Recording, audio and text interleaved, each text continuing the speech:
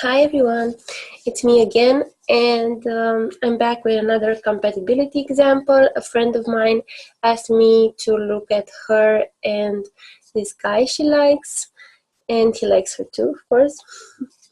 So yeah, we're gonna make like um quick video about that and see. So this male, this person, is a Cancer Lagna. His ascendant is fine, there's nothing here. The ascendant lord, however, the moon is with Saturn. And yeah, that's pretty tough, that's pretty heavy. It's less hard for a male than a female, but he still would have some problem empathizing with women. So he can be like very cruel with them without noticing, but when he realizes he's being asshole, he will feel very guilty about it. So yeah, that's a hard thing. The lady that we're gonna uh, match him with also has some moon Saturn starvation. They're not together in the chart as conjunct, but still that feeling of neediness and clinging to something that's not good for us can still be there. So yeah, moon with Saturn. That can also show in a chart that like a person had a very traumatic event that made him feel like lack of care and lack of nourishment at the age of 10. Why do I say that? Because it's 10 degrees between the moon and Saturn. So I don't know. I don't know this person. But something must have happened. Okay, what else do we look at? We looked at the ascendant, at the ascendant lord. Then let's look at the 10th cusp. Okay, the 10th cusp is with Jupiter, and that's good. Jupiter is in Pisces, that's really good. The 10th Rashi, however, is with Rahu. So in yoga combinations, yeah, that's a bit problematic because it's like a person who has difficulties of exerting themselves, like doing what they want, like being on their path. So yeah, that's a bit of a hiccup there. And let's look also at the sun. That's a very important factor for a male. The sun is with Mercury. That's great. They're forming the Buddha Ditya Yoga. So it's like a person who is skilled and intelligent. Yeah, you'll see this yoga come up a lot because Mercury tends to follow the sun along quite a lot. Okay, so they are together. Mercury is both agitated and delighted by the sun, but yeah, I think this is it's a good sun. It's an okay sun. Okay, it's not great because it could be in Aries, but still. And in the third house, I think it's a good placement for the sun, like assert himself bravely and things like that. Okay, let's look at his spouse factors. First, let's look at his Darakaraka, which is Venus. So that's a double Venus spouse factor for him, because for a male, naturally Venus is a spouse factor. Let's look at where it is. It's in the 5th Rashi from the Lagna and with the 6th cusp. Yeah, that's a 6th cusp is not a pleasant placement for Venus. The 6th cusp relates to delays and obstacles and health issues, so that's not really And also Venus is in Scorpio, so the spouse will have like a Scorpio quality. Let's look at the 7th lord. 1, 2, 3, 4. 7th lord is 7th cusp, and Bava is with Mars. So another emphasis of the martial quality, because Mars rules Scorpio and also aspects it.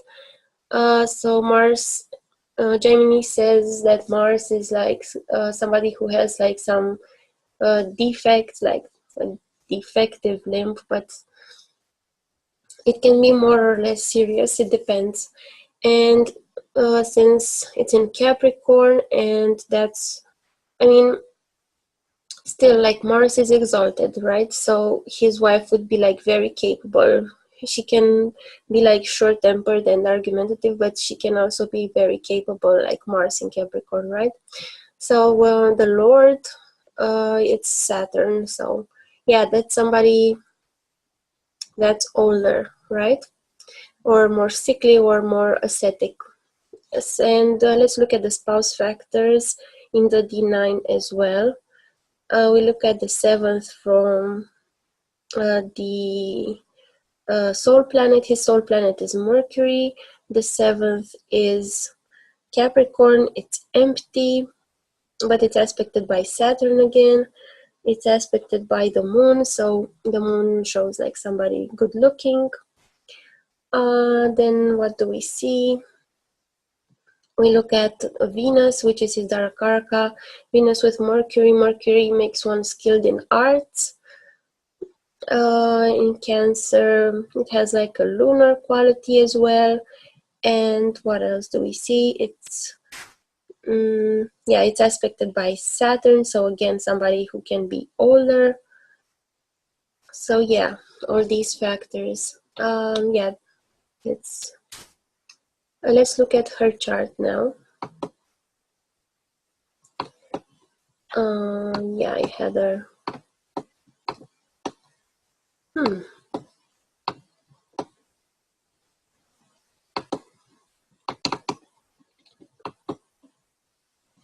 Okay. Yeah. Screens. Yeah, I am, for some reason, like, my computer is a bit slow today, and there must be something in the cards or somewhere showing that. Let's see. Yeah, actually, in my day spread, I have like 4 kings today, so there must be some, and one of them is in Pluto, one is in Saturn, so there must be some ego trashing anyway. Okay, so this person has a strong martial quality, and we remember that the other person's Venus was in Scorpio, and his spouse planet, his seventh from the ascendant, had Mars in it. So yeah, it makes sense that he would be attracted to somebody with Mars on the Lagna. So yeah, this person is, like Mars people, they're more fiery, and like also Scorpio Lagna makes one shorter, so we can also look at this physical indications of somebody's spouse by looking at these factors, by looking at the rashis and the grahas. And yeah, it's a two-way street with Mars on the Lagna, because like a malefic on the Lagna creates an Ashubha, so inauspicious yoga, because it can give like this person can be rash, accidents can happen and things like that, but at the same time Mars is in its own sign, so that gives like the radiant Rucharka, I think it's pronounced, which is sharp and radiant yoga, which has like a lot of good qualities associated with it, And so the ascendant Lord is here. We look at her moon. Her moon is with Ketu in the fourth cusp. So we can talk about the fourth cusp and the moon now. So the moon with Ketu creates a familiarity with lunar things, with with her feminine energy, with like being married and things like that. But having Ketu there shows that she didn't quite accomplish that the way she wanted to in her past life. So she has this underlying disappointment following her in this lifetime, right? So that can be like tricky. And then, okay, we looked at the fourth cusp, we looked at the moon. The fourth cusp lord is Saturn. It's with Mercury in Libra in the 12th house, so it's exalted. That's good. It's with its friend. That's good for it. In the 12th house, it makes, yeah, malefics in the 12th house can give you trouble sleeping. And yeah, it's also her Darakarka, so it's her spouse planet. Since it's exalted, and yeah, she can find like on her path like very capable men. Jupiter in Virgo with the sun, so the sun is agitating, but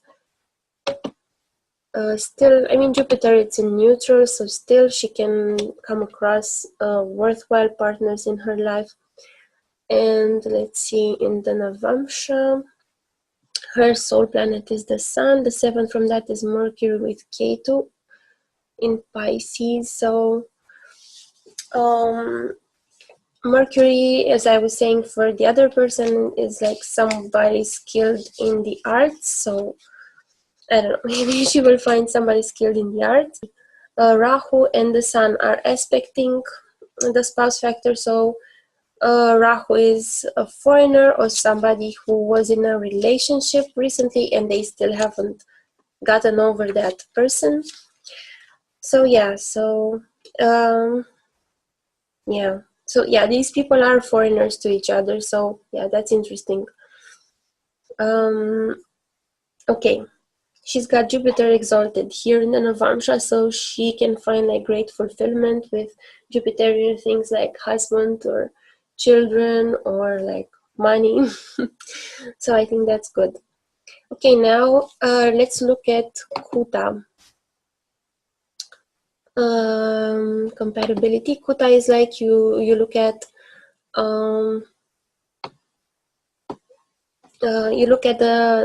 the nakshatras of the planets and how they relate. There are several indicators, and we can see their moons are very okay with each other.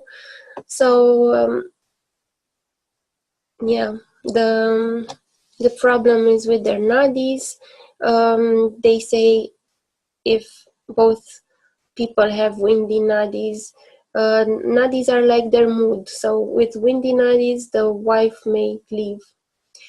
So yeah, but they have Mahendra, which helps like erase this a bit. But I mean, more than the Kuta, I care. I think the compatibility factors, actually the capacity factors are more important, because you can have all these great, but if the person like hasn't worked their internal issues with like the fourth cusp and moon and sun and things like that, it's going to be difficult for them. So I think both these people have some factors that require them to do some deep soul searching before like getting committed into a serious relationship. Because I forgot to mention, but she also has Venus with Rahu, and Venus with Rahu will get you in a lot of relationships, and to make you aware of what you are really looking for in a relationship.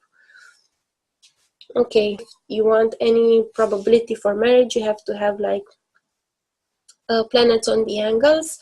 So they have planets on the angles. They have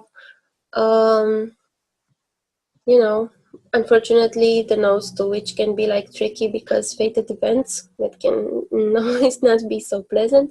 So they have Rahu, Ketu, Jupiter, Mars with the fourth, and Sun, Venus with in their composite chart, right?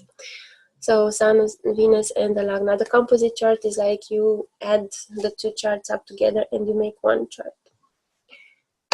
Okay, let's look at the cards quickly.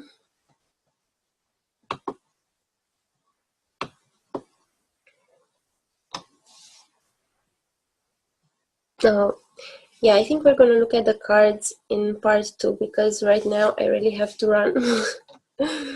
But yeah, I hope you learned something from this and it was useful. So see you later.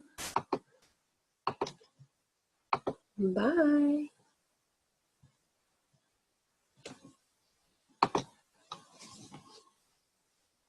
Stop sharing, stop recording, and goodbye.